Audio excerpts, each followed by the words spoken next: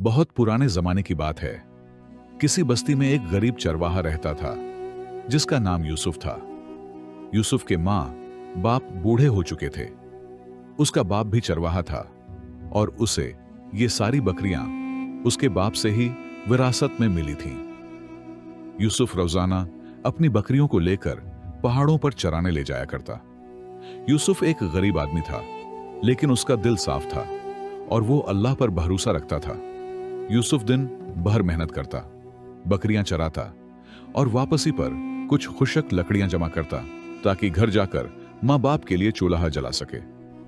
उनके घर में अक्सर खाने को सिर्फ खुशक रोटी होती, मगर फिर भी यूसुफ की जबान पर कभी नाशुक्री ना आती।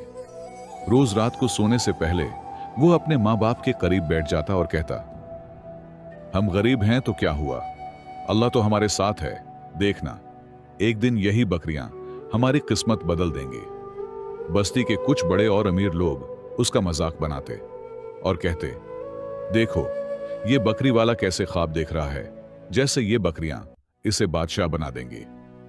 तेरा बाप चरवाहा था, तू भी हमेशा चरवाहा ही रहेगा और तेरी औलाद भी चरवाहा ही बनेगी।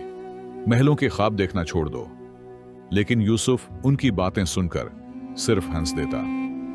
उसे यकीन था कि बादशाहत सिर्फ अल्लाह देता है और जो मेहनत करता है उसकी कोशिश कभी जाया नहीं जाती। एक दिन वो बकरियों को पहाड़ की ऊंचाई पर ले गया। वहां उसे एक बूढ़ा आदमी मिला जो शक्ल सूरत से बहुत गरीब लेकिन थका हुआ लगता था। ये महसूस करते ही यूसुफ ने फौरन थैली खोली और अपनी रोटी निकालकर उसको दे दी और कहने लगा, हुजूर, मेरे पास और कुछ नहीं, मगर ये रोटी मेहनत से हासिल की हुई है, इसे कबूल फरमाए। बूढ़े ने मुस्कुराकर वो रोटी खाई और कहा, बेटे, तेरा दिल बहुत साफ है। तुम जिसकी खातिर ये सब कर रहे हो वो अल्लाह सब देख रहा है। बेटा, एक दिन तेरी सखावत तुझे बहुत ऊंचाई तक ले जाएगी। ये कहकर बूढ़ा वहां से चला गया और यूसुफ दिन ढलने के साथ वापस घर आ गया। अगले दिन यूसुफ हमेशा की तरह बकरियां लेकर पहाड़ की तरफ निकल पड़ा, लेकिन उसके दिल में उस बूढ़े की बातें गूंज रही थीं। तेरी सखावत तुझे बहुत ऊपर ले जाएगी। रास्ते में जाते वक्त उसे शोर सुनाई दिया।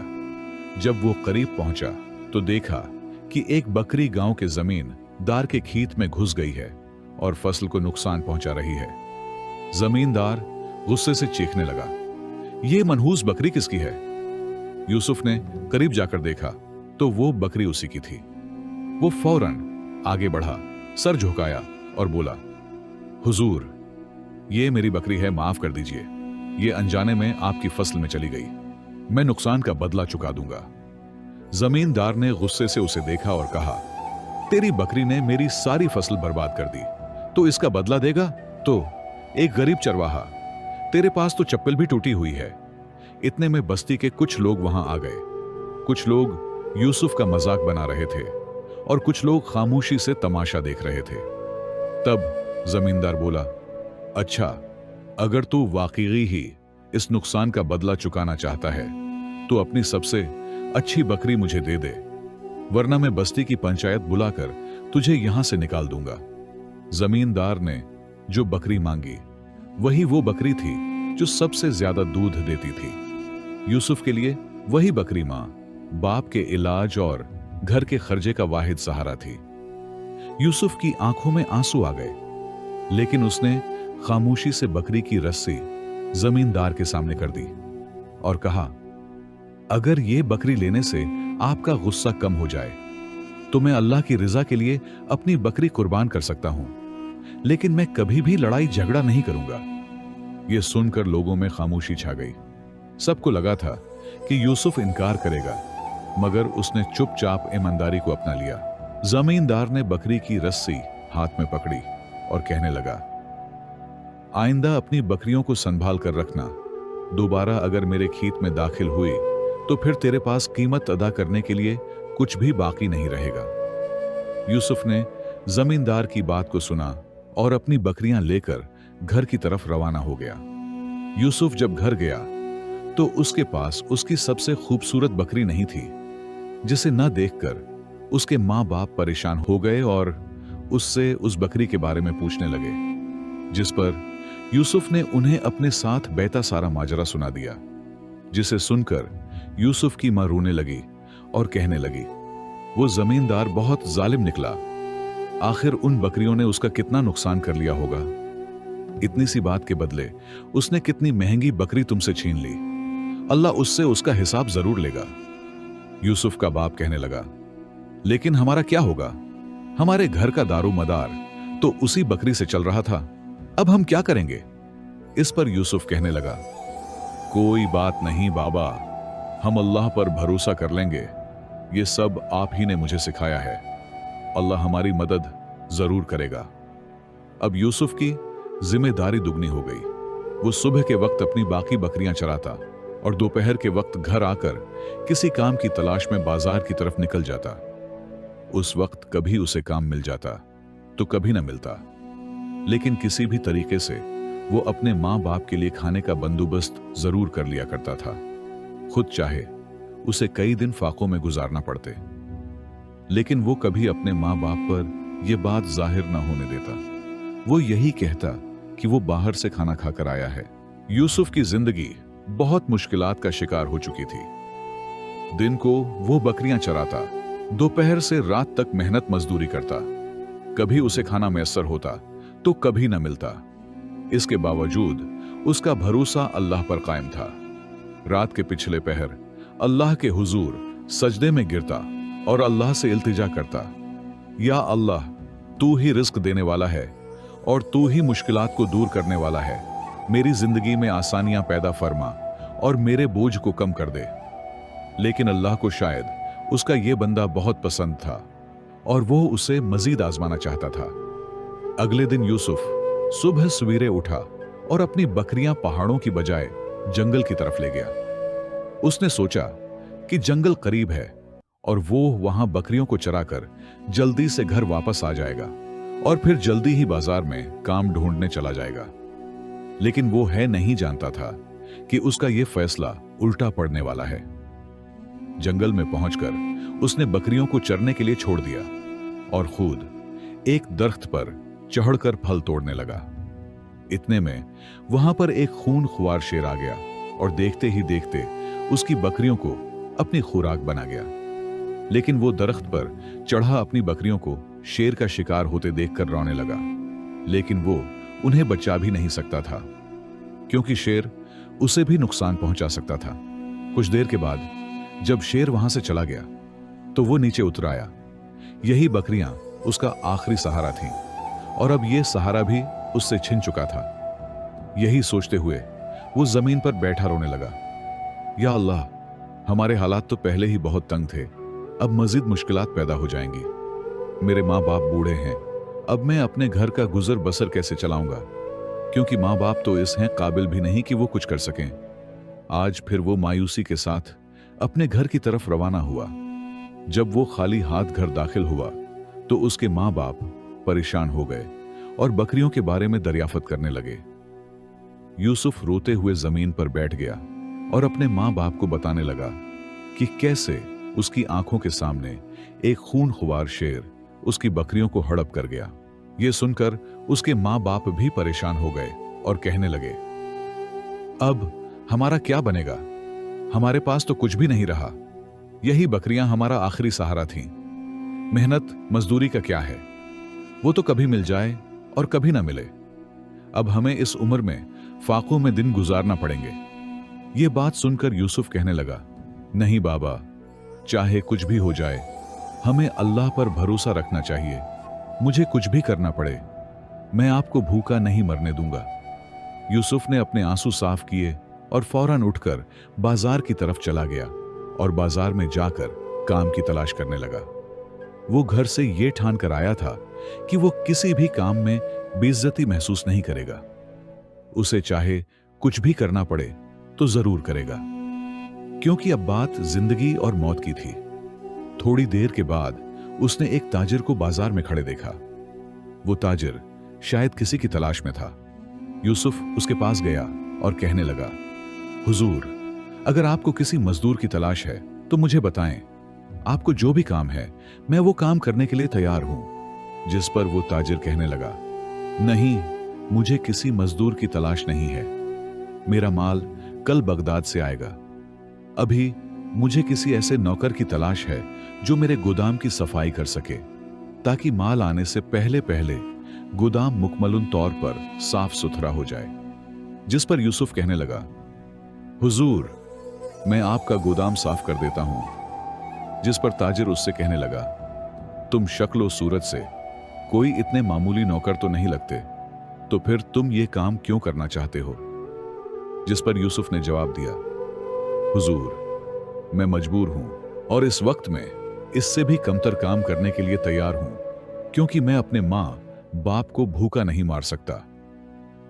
यह जवाब सुनकर ताजिर को समझ आ गई कि यूसुफ बहुत मजबूर है, इसलिए उसने उससे दोबारा कोई और सवाल नहीं किया और उसे गोदाम के अंदर ले गया। कुछ ही देर में यूसुफ ने सारे गोदाम को साफ कर दिया। गोदाम को साफ सुथरी हालत में देखकर ताजिर बहुत खुश हुआ और कहने लगा, मैं हर महीने गोदाम की सफाई करवाता रहता हूं, लेकिन आज तक किसी ने इतनी सफाई और ईमानदारी से काम नहीं किया। मैं गोदाम की सफाई के हमेशा से 1 दिनार देता आया हूं, लेकिन ये लो, तुम्हें 2 दिनार देता हूं। ये 1 दिनार तुम्हारी ईमानदारी का बदला है। यूसुफ 2 दिनार लेकर खुश हो गया और उस ताजिर से कहने लगा, आप अभी बता रहे थे कि आप हूं का माल कल आएगा और यकीनन आपको किसी मजदूर की भी तलाश होगी जो आपका माल गोदाम के अंदर ले जा सके। क्या आप मुझे यह जिम्मेदारी सौंप सकते हैं? जिस पर ताजिर कहने लगा, हाँ हाँ, क्यों नहीं, मुझे यकीन है कि तुम वो काम भी बड़े अच्छे तरीके से अंजाम दोगे। कल तुम उसी वक्त मुझे इस गोदाम के पास मिलना। यूसुफ ने ताजिर को सलाम किया और नान बाई की दुकान की तरफ चल पड़ा, जहां से उसने अपने मां बाप के लिए खाना खरीदा और फिर घर जाकर अपने मां बाप के साथ बैठकर खाना खाने लगा। यूसुफ का बाप उससे कहने लगा, बेटा, मैं बहुत खुश हूं कि हमें तुम जैसा बेटा मिला और तुमने साबित कर दिया कि तुम्हारे पास चाहे कुछ भी ना हो, फिर भी तुम रिस्क कमा सकते हो। मेरी दुआ है कि अल्लाह तुम्हें इतना अता करे कि तुम्हें कभी भी मेहनत मजदूरी न करनी पड़े। अगले दिन यूसुफ उसी वक्त बाजार की तरफ गया तो उसने देखा कि उस ताजिर का काफिला गोदाम के पास आकर अभी रुका ही था। यूसुफ ने करीब जाकर ताजिर को सलाम किया। ताजिर उसे देखकर खुश हो गया और कहने लगा, तुम बिल्कुल सही वक्त पर आए हो, माल पहुंच चुका है, तुम इसे जल्दी से गोदाम में रख दो। यूसुफ फौरन से कमर कसकर सामान उठाकर गोदाम में रखने लगा। कुछ ही देर में यूसुफ ने ताजिर का सारा माल गोदाम में तरतीब से रख दिया। यह देखकर ताजिर बहुत खुश हुआ और यूसुफ से कहने लगा, तुम बहुत काम के आदमी हो।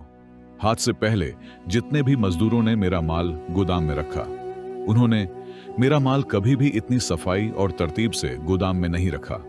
और हां, वो मजदूर तो कुछ ना कुछ नुकसान भी कर दिया करते थे, लेकिन तुमने सारा माल बाहिफाजत गोदाम में रख दिया। इसलिए मैं चाहता हूं कि तुम मेरे पास ही काम करो। तुम गलत जगह मेहनत कर रहे हो, तुम्हारी जगह कहीं और है। आज ताजिर ने उसे 5 दिनार दिए, जिसे देखकर यूसुफ खुश हो गया और फिर वो ताजिर उसे कहने लगा, कल है, तुम बजाय कोई और काम ढूंढने के मेरी दुकान संभालोगे। यूसुफ ने ताजिर का बहुत शुक्रिया अदा किया और मामूल के मुताबिक खाना लेकर घर पहुंच गया। आज वो बहुत खुश लग रहा था, जिसे देखकर उसके मां बाप भी खुश हो गए। खाना खरीदने के बाद जो पैसे बचे थे, यूसुफ ने वो पैसे अपने बाप के हाथ पर रखे और कहने लगा, बाबा, मुझे काम मिल गया है, अब बहुत जल्द हमारे हालात बदल जाएंगे। यूसुफ की मां उसे ढेरों दुआएं देने लगी। अगले दिन यूसुफ ताजिर की दुकान पर पहुंच गया। ताजिर ने सारे दुकान पर काम करने वालों को इकट्ठा किया और कहने लगा, आज से दुकान की निगरानी और हिसाब किताब का काम ये नौजवान करेगा, तुम सब इसके माथे थोगे। यह सुनकर यूसुफ बहुत खुश हुआ। यूसुफ के जहन में यह था कि शायद वो ताजिर उसे अपनी दुकान पर एक आम काम करने वाले मजदूर की तरह रखेगा। उस ताजिर ने उसे एक ओहदा दे दिया था, जिस पर यूसुफ बहुत खुश था। कुछ ही दिनों में यूसुफ ने ताजिर के सारे कारोबार को समझ लिया। उसने ताजिर की दुकान में होने वाली कमियों और कोताहियों को परखा और फिर सारी कोताहियां ताजिर के गोश गुजार के, और फिर यूसुफ ने उन कोताहियों को दूर किया, जिसकी वजह से न सिर्फ ताजिर का कारोबार बेहतर हो गया बल्कि उसका मुनाफा भी बढ़ने लगा। इस महीने का बढ़ा हुआ मुनाफा देखकर ताजिर बहुत खुश हुआ और कहने लगा, नौजवान, मैंने तुम्हें सही ही कहा था ना कि तुम्हारी जगह कहीं और है। ताजिर ने यूसुफ के हाथ में 300 दिनार की एक थैली पकड़ाई और कहने लगा, यह तुम्हारी ईमानदारी, मेहनत और सच्चाई का सिला है। ऐसे ही तुम ईमानदारी से काम करते रहो, तुम बहुत आगे जाओगे। यूसुफ वो थैली लेकर घर गया और जाकर माँ बाप के सामने रख दी। जब उसके माँ बाप ने दिनारों से भरी थैली देखी तो वो बहुत खुश हुए। उन्होंने इतनी दौलत एक साथ पहली बार देखी थी। यूसुफ की माँ शुक्राने के नफल अदा करने लगी। यूं ही वक्त गुजरता रहा और यूसुफ के हालात दिन ब दिन बेहतर होने लगे। अब ताजिर ने यूसुफ को अपने काफिले का सरदार बना दिया और उसे बगदाद की तरफ रवाना भी करने लगा। यूसुफ न सिर्फ मयारी माल खरीदता बल्कि इंतहाई मुनासिब कीमत पर सौदे करता।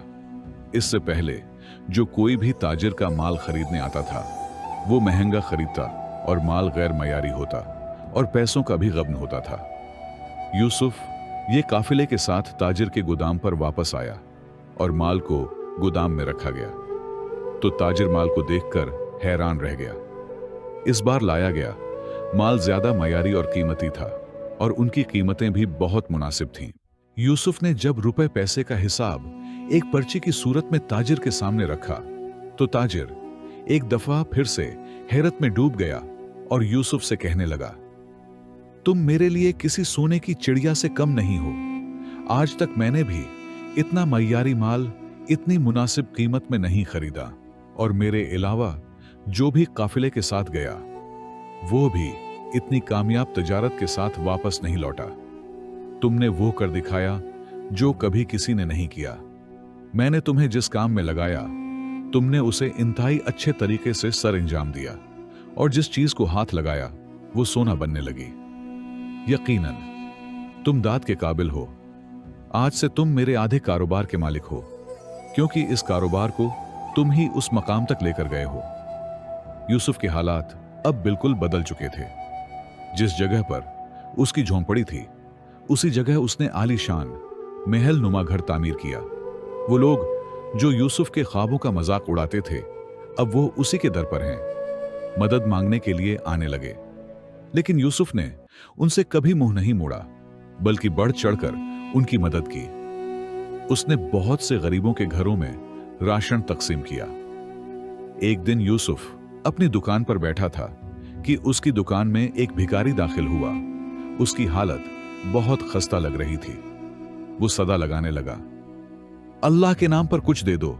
यूसुफ ने एक सिक्का उसकी तरफ बढ़ाया तो सिक्का पकड़ने के बजाय वो भिखारी यूसुफ को देखकर साकत हो गया। यूसुफ ने जब उसके चेहरे को गौर से देखा तो उसने उसे पहचान लिया। वो वही जमींदार था जिसने यूसुफ से उसकी बिक्री छीनी थी। वो यूसुफ के कदमों में गिर गया और रो रो कर माफिया मांगने लगा। खुदा के लिए मुझे माफ कर दो यूसुफ। जिस दिन मैंने तुम्हारी वो बिक्री छीनी थी उस दिन से खुदा ने मुझसे सब कुछ छीन लिया और मेरे हालात इस कदर खराब हो चुके हैं कि मैं भीख मांगने पर मजबूर हो गया हूं और मेरी वो जमीनें जिनमें मैं किसी के मवेशी दाखिल नहीं होने देता था अब वो भी मेरी नहीं रहे। मुझे पता है मेरे साथ ऐसा क्यों हुआ। तुम अल्लाह के बहुत करीब थे और मैंने तुम्हारे साथ जुल्म किया जिसकी मुझे सजा मिली है। खुदा के लिए मुझे माफ कर दो। यूसुफ ने उस जमींदार को गले से लगा लिया और न सिर्फ उसे माफ किया बल्कि उसकी मदद भी की, जिससे उसने अपना छोटा मोटा रोजगार बना लिया। प्यारे दोस्तों, इस कहानी से हमें सबक सीखने को मिलता है कि महज दौलत या ताकत ही इंसान को अजमत नहीं देती, बल्कि असल वो अजमत सब्र, कुर्बानी, दियानत और अल्लाह पर भरोसे में है। जो अपने दिल को कीना और इंतकाम से पाक रखता है और हर हालत में वालिदैन का सहारा बनता है, अल्लाह उसे ऐसे मकाम पर पहुंचाता है जहां लोग रश्क करते हैं। जिंदगी में जब आजमाइशें बढ़ती हैं तो अक्सर इंसान कमजोर पड़ जाता है लेकिन जो शख्स उन हालात में भी अपने अखलाक, ईमानदारी और किरदार को नहीं छोड़ता, वही है कामयाबी का असल मुस्तहक बनता है। हर वो कुर्बानी जो अल्लाह की रिजा के लिए दी जाए, वो कभी जाई नहीं जाती, बल्कि वही कुर्बानी एक दिन कामयाबी का दरवाजा बन जाती है। दोस्तों, जुल्म का इंजाम रुसवाई है, लेकिन नेकी का नतीजा इज्जत। जो दूसरों के साथ नरमी करता है, अल्लाह उसके लिए दुनिया आसान कर देता है। जो रिज्क की तंगी में भी किसी का हक नहीं मारता, अल्लाह उसे ऐसी जगह से रिज्क अता करता है जहां उसका गुमान भी नहीं होता। प्यारे दोस्तों, सच्चाई, सब्र, खिदमत और अल्लाह पर यकीन, यही वो चिराग हैं जो अंधेरी राहों को रोशन करते हैं, और गरा हुआ इंसान भी उनकी रोशनी में बुलंदियों तक पहुंच सकता है। कहानी खत्म हुई मगर एहसास बाकी है। मिलते हैं अगली कहानी में, तब तक अपने दिल को कहानियों से जिंदा रखिए। अगर ये कहानी आपके दिल को छू गई है तो अपने एहसासात जरूर शेयर कीजिए। आपका एक कमेंट हमारे लिए एक नई कहानी का आगाज हो सकता है। सब्सक्राइब करें ताकि अगली दास्तान आप तक सबसे पहले पहुंचे और इस सफर में हमारे हमसफर बने रहें। क्योंकि हर दिल में एक कहानी छपी होती है, शायद अगली बार वो कहानी आपकी हो।